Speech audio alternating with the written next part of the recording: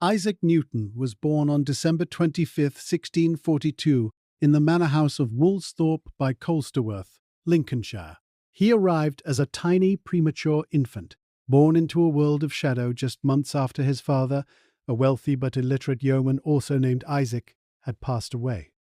His survival was considered a miracle by his mother, Hannah Ayscough, who reportedly remarked that he was small enough to fit into a quart mug. When Isaac was only 3 years old, his mother remarried a wealthy clergyman and moved to a nearby village, leaving her son in the care of his grandmother. This early abandonment left a permanent scar on Newton's psyche.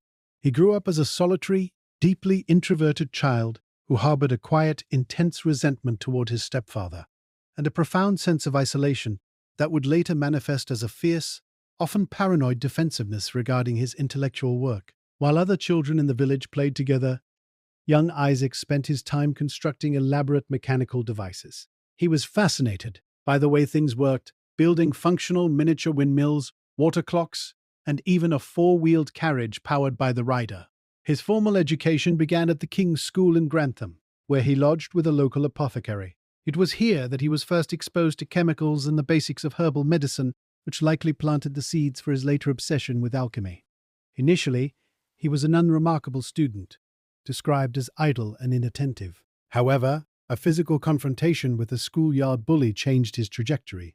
Seeking a more sophisticated form of revenge, Newton resolved to beat the boy academically, eventually rising to the top of his class.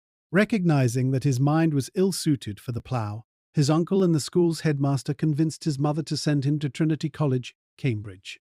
Newton arrived at Cambridge in 1661 as a subsizar, a role that required him to act as a servant to wealthier students to pay for his tuition. At the time, the university curriculum was dominated by the ancient teachings of Aristotle, who believed the Earth was the center of the universe. Newton, however, began keeping a private notebook titled Certain Philosophical Questions, where he recorded his thoughts on modern thinkers like Descartes and Boyle, who saw the world as a vast machine.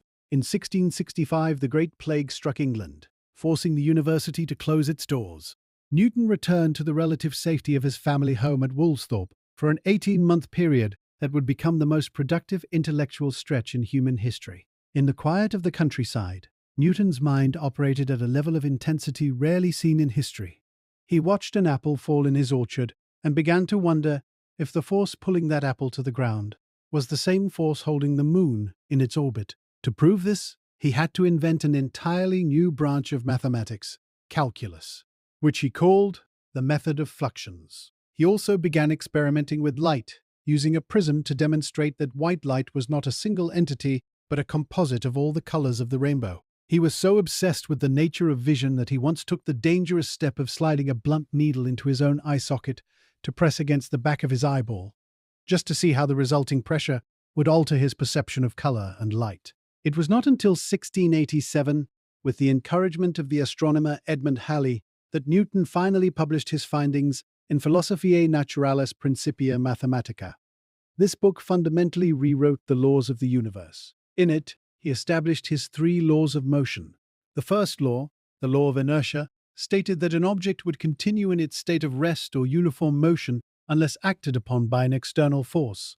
The second law provided a mathematical bridge between force, mass, and acceleration. The third law famously declared that for every action, there is an equal and opposite reaction. He unified these with his law of universal gravitation, providing a single mathematical framework that explained everything from the tides of the ocean to the elliptical paths of the planets. He had effectively solved the riddle of the heavens, showing that the universe was a predictable, rational machine. Despite his monumental contributions to physics and math, Newton spent more of his time on subjects that would be considered occult today. He was a dedicated alchemist, spending decades in a private laboratory surrounded by furnaces, attempting to discover the philosopher's stone and the secret to transmuting base metals into gold. He was also a radical theologian who rejected the doctrine of the Trinity, a belief that would have cost him his position at Cambridge had it been made public. He wrote millions of words attempting to decode biblical prophecies, believing the world was a cryptogram set by the Creator.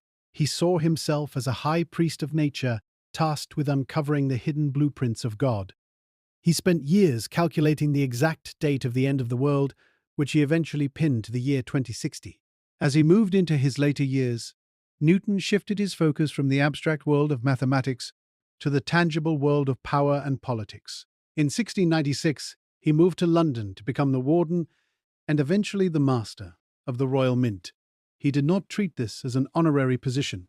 Instead, he became a relentless investigator of counterfeiters. He frequented London's seediest taverns in disguise, gathering evidence against forgers and personally overseeing their prosecution and execution.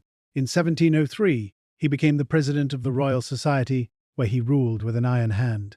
He was famously vindictive toward his rivals, engaging in bitter, lifelong feuds over who had truly discovered the core principles of his work. In 1705, he was knighted by Queen Anne, becoming the first scientist to receive such an honor. By this time, he was the most famous intellectual in the world, a living legend who was seen as the embodiment of human reason. However, his personal life remained empty. He never married and had very few close friends, living a life of austere dedication to his work. He was known for being so distracted by his thoughts that he would often forget to eat or sleep, and his outbursts of temper suggested a man who was constantly living on the edge of a nervous breakdown. He was deeply insecure, often refusing to publish his work for years because he could not stand the thought of being criticized by his peers. The end of Newton's life was marked by a slow and painful decline. In his 80s, he began to suffer from severe respiratory issues and a large stone in his bladder that caused him immense physical agony. Despite his suffering, he remained active in his duties at the Mint and the Royal Society until the very end. He died in his sleep in London on March 20th, 1727, at the age of 84. His funeral was a massive public event, and his body was carried to Westminster Abbey by some of the most powerful men in England. He was buried in a prominent tomb, a monument to a man who had pulled back the curtain on the mechanics of the universe. Newton's legacy is the foundation of modern civilization. Every bridge built and every understanding of physical motion traces back to the laws he codified. He took a world of superstition and replaced it with a world of measurement.